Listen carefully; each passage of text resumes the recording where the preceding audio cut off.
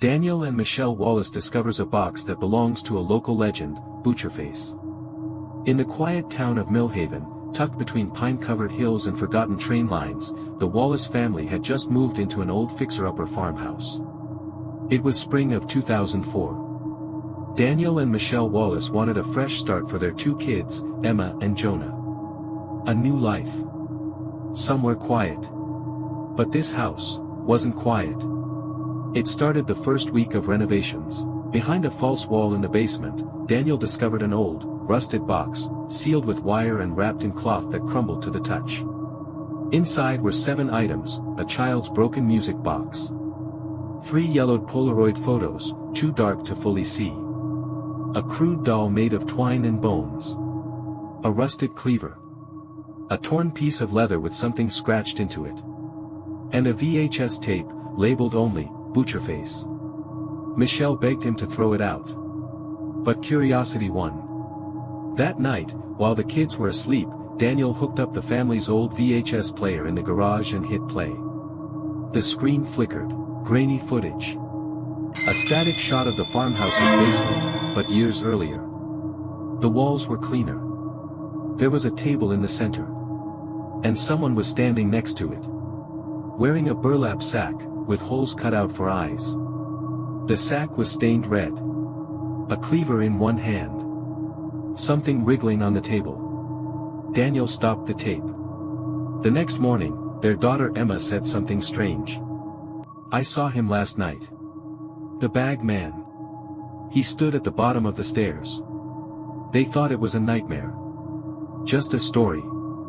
Until the photos were developed. The Polaroids from the box, now visible in better light, showed the basement. Same as the tape.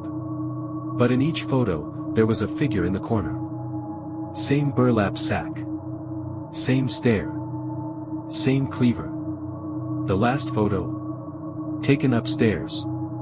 In a child's bedroom. Emma's room. Michelle started digging. Talking to the neighbors. But no one wanted to speak.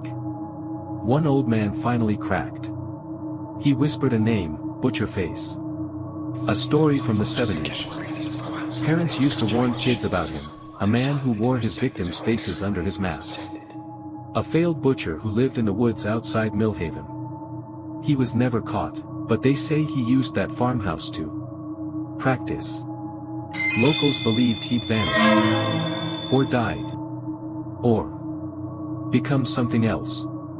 Over the next few days, strange things happened. Emma's dollhouse was found smashed, with the twine doll from the box sitting inside it. Daniel woke with scratches across his chest, like from a blade. And every night, they heard footsteps in the basement. But no one was there. Michelle found a final clue, the piece of leather.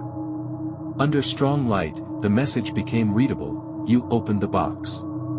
Now he knows your names." That night, the power went out. Emma screamed from upstairs. When Daniel and Michelle ran to her room, the walls were covered in drawings, stick figures with bags on their heads, holding cleavers.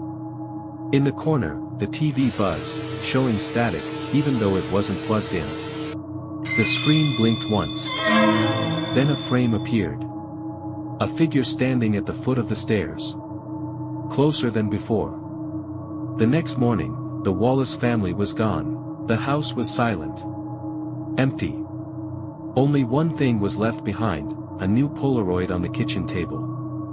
A family of 4. Eyes blacked out. Standing in the basement. And in the corner. Butcherface. Smiling.